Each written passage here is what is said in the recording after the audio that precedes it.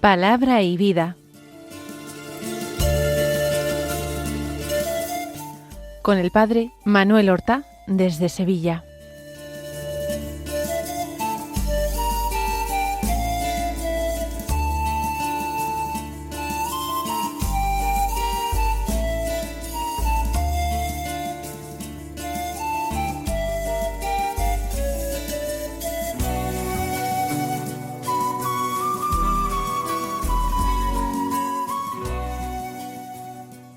En el nombre del Padre, y del Hijo, y del Espíritu Santo. Amén. Alabados sean Jesús y María. Muy buenos días, queridos amigos, oyentes de Radio María y seguidores del programa Palabra y Vida. Hoy es el lunes de la semana tercera del tiempo ordinario. Este lunes es 26 de enero. En este día la Iglesia celebra la memoria de los santos Timoteo y Tito. Ayer, aunque el domingo impedía la celebración, se celebraba el día de la conversión de San Pablo. Y hoy es la memoria de dos de los más importantes y queridos discípulos de Pablo. Timoteo era un adolescente que Pablo encontró en Listra, hijo de un padre griego pagano y de una madre creyente y judía. Pablo lo hizo circuncidar para no escandalizar a los judíos, ya que la condición de miembro del pueblo de Dios se transmitía por la madre, y lo tomó como ayudante y compañero a pesar de su extremada juventud. Le confió misiones delicadas, lo envió así a ciudades como Filipo, también Corinto y finalmente a Éfeso. Parece que, sin ser una persona de mucha autoridad, él le anima a avivar el don recibido y a no avergonzarse del Evangelio, a custodiar el depósito de la fe. Timoteo, más joven, necesitaba pues ser apoyado por la autoridad de Pablo para imponerse. Terminó pues siendo el obispo o responsable de la importante comunidad de Éfeso. Tito, en cambio, era diferente. Él era griego, no estaba circuncidado ni tenía obligación de hacerlo. Pablo lo envió a Corinto en momentos de gran tensión en la comunidad, para corregir abusos, para poner orden. Y más tarde lo dejó en Creta, según la carta que le dirigió, con una misión muy definida: establecer presbíteros y poner en orden lo que quedaba por organizar. Es decir, establecer la iglesia, la institución de la iglesia en la isla de Creta. Tito parece que era un hombre que tenía más carácter y más dotes de gobierno, y Timoteo quizás era más querido y tenía una mayor finura doctrinal. Hoy la primera lectura es obligatoria de la memoria, o bien un fragmento de la segunda carta de San Pablo a Timoteo, el comienzo de la carta del capítulo 1, o bien de la carta de San Pablo a Tito, igualmente el comienzo de la carta, en el capítulo 1. Sin embargo, el Evangelio se puede tomar el propio de la memoria, que es de Lucas, capítulo 10, versículos 1 a 9, o continuar con la lectura de San Marcos y del capítulo 3 de San Marcos, en el cual nos encontramos. Yo prefiero esta posibilidad para seguir, de alguna manera, meditando y orando en ese orden en el Evangelio según San Marcos. Del capítulo 3 hemos dicho los versículos 22 al 30, que dicen así: En aquel tiempo los escribas que habían bajado de Jerusalén decían: tiene dentro a Belcebú y expulsa a los demonios con el poder del jefe de los demonios. Él los invitó a acercarse y les hablaba en parábolas. ¿Cómo va a echar Satanás a Satanás? Un reino dividido internamente no puede subsistir. Una familia dividida no puede subsistir. Si Satanás se rebela contra sí mismo para hacerse la guerra, no puede subsistir, está perdido. Nadie puede meterse en casa de un hombre forzudo para arramblar con su ajuar, si primero no lo ata. Entonces podrá arramblar con la casa. En verdad os digo, todo se les podrá perdonar a los hombres, los pecados y cualquier blasfemia que digan, pero el que blasfeme contra el Espíritu Santo no tendrá perdón jamás, cargará con su pecado para siempre. Se refería a los que decían que tenía dentro un espíritu inmundo. Nosotros, como hacemos estos días, unimos la oración, por tanto la súplica, los actos de amor, de fe, de esperanza, los unimos a la meditación en sí.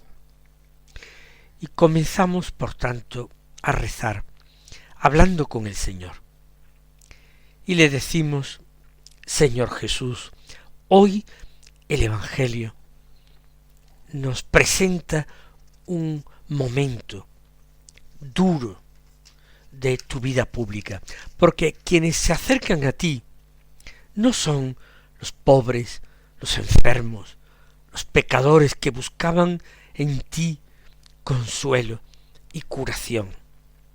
No, los que vienen a ti son los escribas fariseos, los doctores de la ley que además pertenecían a ese grupo, a esa secta de los fariseos, bien criticada por ti, por su hipocresía, que les hacía ansiar la estima de los hombres, el gozar de fama de santos, de ser superiores a los demás, cuando sus vidas distaban mucho, muy mucho de esto.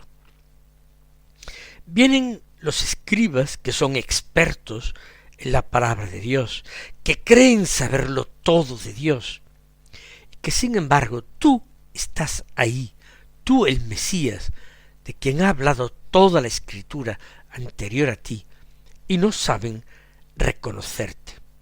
Han bajado desde Jerusalén, nos dice San Marcos. De Jerusalén vendrían los escribas más reputados, aquellos que tenían más discípulos, aquellos que vivían cerca del templo y extremaban su observancia exacta. Y los escribas fariseos tienen ya formada una opinión acerca de ti, Señor. Ellos van a emitir un juicio muy concreto, un juicio condenatorio. No quieren convertirse en tus discípulos, por supuesto. No quieren siquiera escucharte. No hacen ningún esfuerzo por entenderte. Tienen ya una opinión forjada. Y dictan sentencia. Dicen con toda rotundidad que tú, Señor, estás poseído. Y que por tanto la fuerza con la que tú actúas, con las que obras tus milagros, esa fuerza viene del maligno. No viene de Dios, sino del maligno. Señor, cuando nos sentimos muy seguros de nosotros mismos, incluso en cuestiones de poca importancia, cerramos muy fácilmente el corazón y también la mente. Nos encerramos en nuestras ideas, en nuestros afectos, en nuestras querencias. Y Señor, es un peligro muy grande ese de una fe endurecida y encerrada en sí misma, una fe que ya no es capaz de sorprenderse contigo, que no quiere tampoco sorpresas, una fe que no se deja convertir por tu gracia, que ya no acepta que Dios sea más que un instrumento que refuerce su propio poder y confirme sus enseñanzas. No conciben ellos que Dios pueda actuar de una forma distinta a la que ellos tienen marcado, a la que ellos esperan.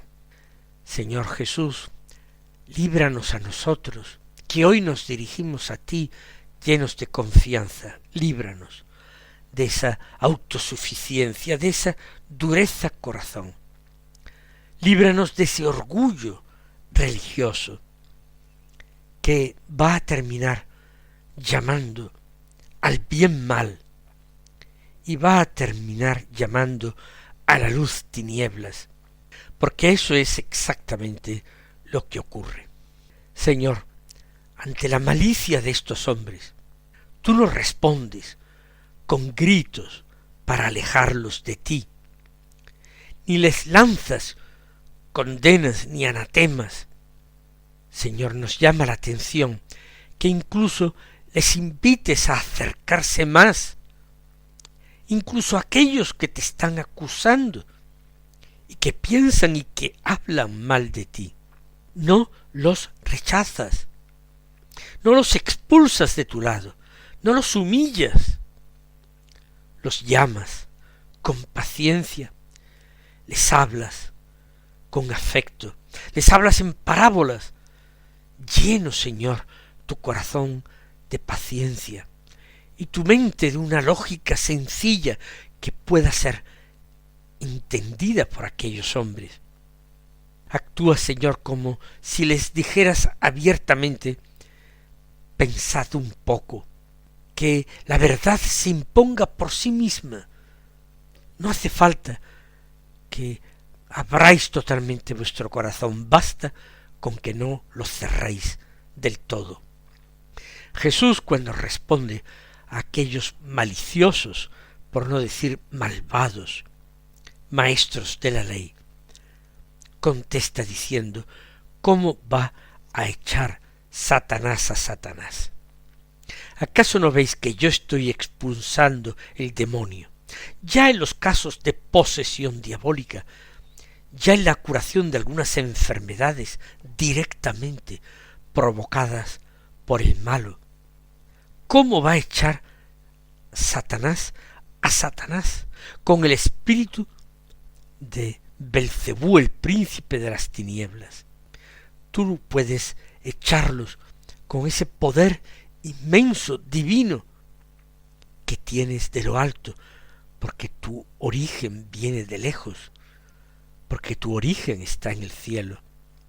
No expulsas a los que se encierran en sus formas de pensar, pero les llamas y les hablas en parábolas, les hablas con una inmensa paciencia, les hablas con una lógica sencilla que ellos puedan seguir fácilmente. Es como si tú les dijeras: Señor, pensad un poco, deteneos a pensar, que la verdad se imponga por su propio peso, por sí misma, que se imponga. Jesús, a aquel hombre que se resiste a aquello, que lo único que hace es temer y luego pedir, no tener que enfrentarse directamente con tu palabra, Señor. Jesús le dice, y nos dice también a nosotros: ¿cómo va a echar Satanás a Satanás? Señor Jesús, tú nos enseñas que el mal no se vence con el mal, que la división no produce vida, que la destrucción no puede ser un principio de la salvación. Te decimos también que nuestra vida interior está fragmentada, dividida, cuando vivimos en lucha constante entre lo que creemos o entre lo que decimos creer y lo que realmente vivimos, terminamos agotándonos, perdiendo la paciencia, la fuerza y, lo que es más grave, la paz. Por eso ahora te repetimos, Señor, tú que vienes a unificar, a reunir lo que estaba disperso, a devolver el corazón a su centro. Tú no divides, Señor, tú amas. Tú no esclavizas, Señor, tú liberas. Tú no confundes, Jesús, tú das luz. Por eso, ante ti, el mal retrocede. Y cuando el mal retrocede, hete aquí que aquellos escribas se sienten amenazados. Señor, hablas luego del hombre fuerte de su casa, para robarle, para llevarse su ajuar, sus pertenencias, primero hay que atarlo, Señor. Y tú, Jesús, eres el más fuerte. Tú eres el que ha entrado en la casa del mal, en el territorio del pecado, del sufrimiento y de la muerte, y lo has atado a él. No lo has atado con violencia de sogas, lo has atado con obediencia, no con imposición, sino con tu propia entrega. Has despojado al mal de su fuerza, de su poder. Y no porque tú niegues la existencia del mal, ni muchísimo menos, al contrario, nos hablas muy a menudo de él, pero le has despojado de su poder, porque lo has vencido desde dentro. ¿Cuántas veces, Señor Jesús, vivimos como si ese hombre fuerte siguiera teniendo la última palabra en nuestras vidas, como si fuera nuestro dueño? ¿Cuántas veces nos resignamos de una manera estúpida y rutinaria a llevar las cadenas que nos ha echado encima? Él, que no tiene ningún derecho sobre nosotros, porque no fue Él quien nos creó, sino tú, Señor. No fue Él quien nos amó y nos adoptó como hijo, sino tú, Señor.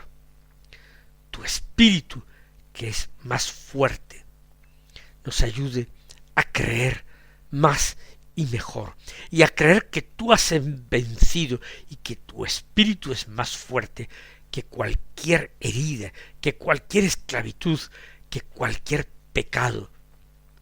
No, Señor, ninguna historia rota, desgraciada, tiene la última palabra, ni escribe un final triste cuando tú entras en la casa, en tu casa, a tomar posesión de ella. Y ahora, Señor, llegamos a unas palabras que siempre nos perturban mucho, nos llenan de pavor o nos producen escrúpulos. Aquello que tú dices de que el pecado contra el Espíritu Santo no será perdonado jamás. Pero tu intención, Señor, no era amenazar, sino advertirnos, una advertencia llena de amor. Lo primero que dices es que todo se puede perdonar, hasta las blasfemias. Pero hay un peligro, el de cerrarse uno voluntariamente a la acción del Espíritu de Dios, que es Espíritu de amor. Rechazar la luz sabiendo que es la luz y llamar impuro al Espíritu de la santidad, al Espíritu que da vida. No es que Dios no quiera perdonar, es que el corazón se niega a recibir perdón, se cierra a ello. Por eso, Señor, vamos a insistir ahora, pidiéndote que no permitas que nosotros nos cerremos de esta manera a la acción de tu gracia santificante. Danos, Señor, un corazón humilde, capaz de reconocer el bien incluso cuando el bien nos descoloque, nos desconcierte, nos dé algo de miedo. Danos un corazón capaz de alegrarnos cuando tú actúas, aunque tú actúes de una manera que no sea la que nosotros esperábamos. Danos, Señor, un corazón capaz de pedir perdón cuando nos equivocamos en nuestros juicios. Que nunca, Señor, nos acostumbremos a ti hasta el punto de no llegar a reconocer tu verdadera presencia en medio de nosotros. Hoy, Señor, te pedimos un corazón sencillo, dócil al Espíritu Santo, agradecido por el bien, atento a la verdad, un corazón libre de sospechas estériles, limpio de prejuicios que oscurecen la mirada, que sepamos discernir, sí, Señor, pero sin dureza. Discernir es ejercitar un juicio, lo sabemos, pero lo importante es juzgar los hechos, nunca juzgar y condenar a las personas. Ayúdanos, Señor, a defender la verdad, a ponernos de su parte, pero siempre, siempre desde la caridad. Señor Jesús, una vez más, entra en nuestra casa, que es nuestra alma, nuestro propio corazón.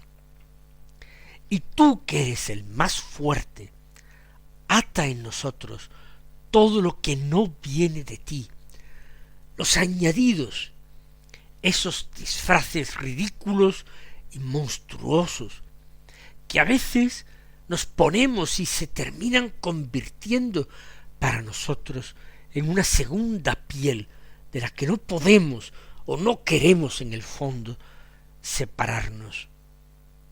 Danos la libertad, Señor, esa libertad de los hijos de Dios de la que tú mismo nos hablaste en el Evangelio, cuando afirmaste que la verdad os hará libres. Ayúdanos a encontrar la verdad para que la verdad nos libere y no seamos esclavos de nadie, sino siervos y amigos tuyos por amor, porque somos tus amigos. Haznos, Señor, también testigos humildes de la fuerza silenciosa de tu Espíritu.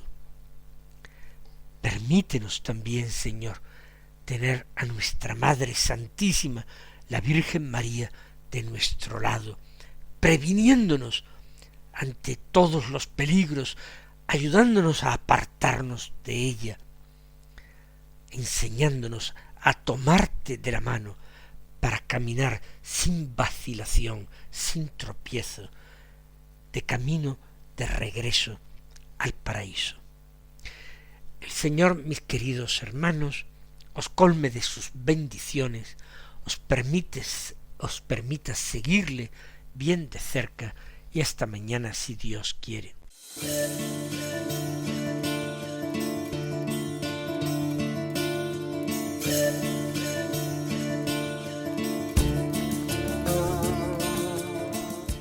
Han escuchado en Radio María Palabra y Vida,